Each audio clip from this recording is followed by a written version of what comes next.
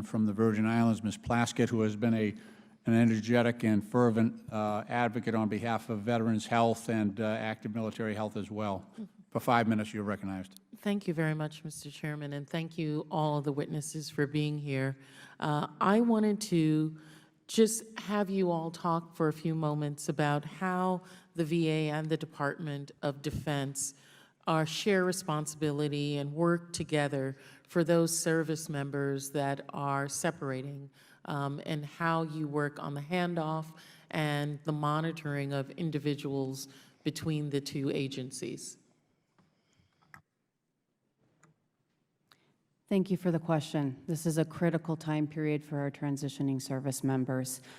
I want to speak a little more broadly first in terms of what the Department of Defense is doing not only with the Veterans Affairs, but a variety of other interagency partners, the Department of Labor, the Department of Education, Small Business Administration, just to name a few. There is a robust process in place and help for our transitioning service members. We know that this is a major life change, and so being able to think about what is your next step in your life. Are you interested in employment, going back to school, starting your own business? How are your finances going to change, and how do we need to adjust for that? What healthcare benefits do you need to look at, and what are your needs? So there's a very robust program already in place that both our agencies as well as others are engaging in. In terms of mental health care in particular, and a warm handoff there, we have a number of processes in place, and we're continuing to strengthen those. We're now introducing a new separation health assessment that all service members must complete prior to their separation, and part of that component is mental health. So if we identify folks that are at higher risk, we're also going to be ensuring they receive an immediate handover to VA and other appropriate resources. Individuals that are already in mental health care, we're also ensuring that they have continuity of care. And I'll pause for a moment there and invite my colleagues to add additional information.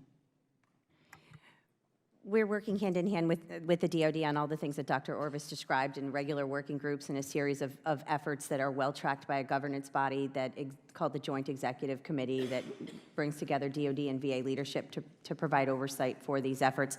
The one piece that I would add that I think that we continue to need to work on as a community, both DoD and VA, is making sure that we're preparing the service members for the social aspects of leaving the military. And so while Dr. Orvis well describes all the preparatory requirements to making sure that they're ready and full on up to take on their role as a veteran, we continue to have work to do to make sure that they know how to belong in their communities, that they know how to connect with one another after they leave service, and they know what it's like to no longer wear the uniform and socially adopt to a new title and a new identity. There's work to be done. Thank you, because in reading some of the literature on this and the studies, it says that the leaving that structured community of the military and heading back to life express feelings of lonely homelessness and abandonment. And I'm quoting something that says, the feelings of separateness, lack of sufficient social support system, or shared experiences with those systems, disconnection from family, deployment-related psychology or physical injury,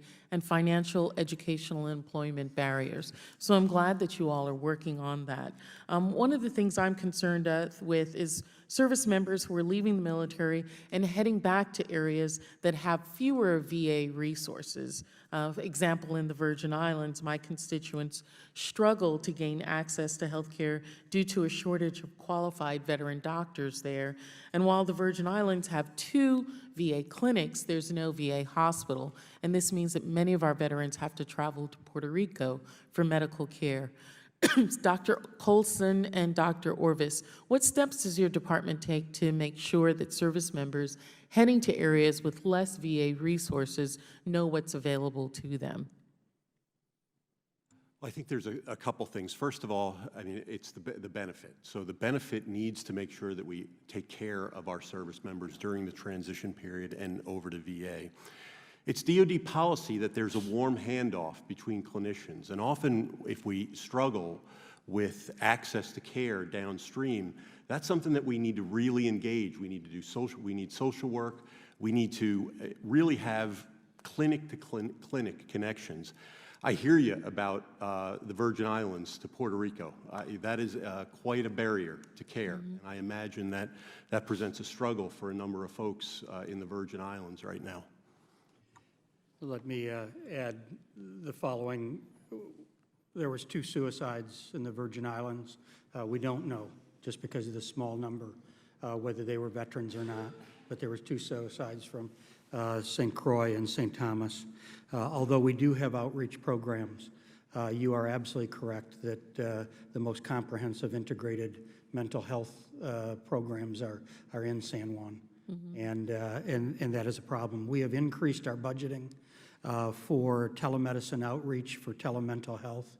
Our criteria and our reviews of telemental health from service members is extraordinarily well accepted. About 13% of our engaged veterans are undergoing telemedicine in the mental health area. We'll expand that to 20% of our veterans engaged, and so we're dramatically increasing that. We have the same problem in the Pacific, in the American Samoa and the Mariana Islands, as well as in Guam. Very much so. And we're struggling in both areas. The Secretary is actually going out into the Pacific. And the other thing that many Americans don't recognize is the high rate of service amongst these populations. And so we need to do better, and we welcome your partnership in how to reach this population more effectively. Thank you. I just really appreciate the fact that you recognize the shortcomings and are willing to work on that, and also recognize the propensity of individual American citizens that are living in the territories to join our service and to give to this country in higher numbers than elsewhere, and particularly in the mainland. Thank you, and I yield back.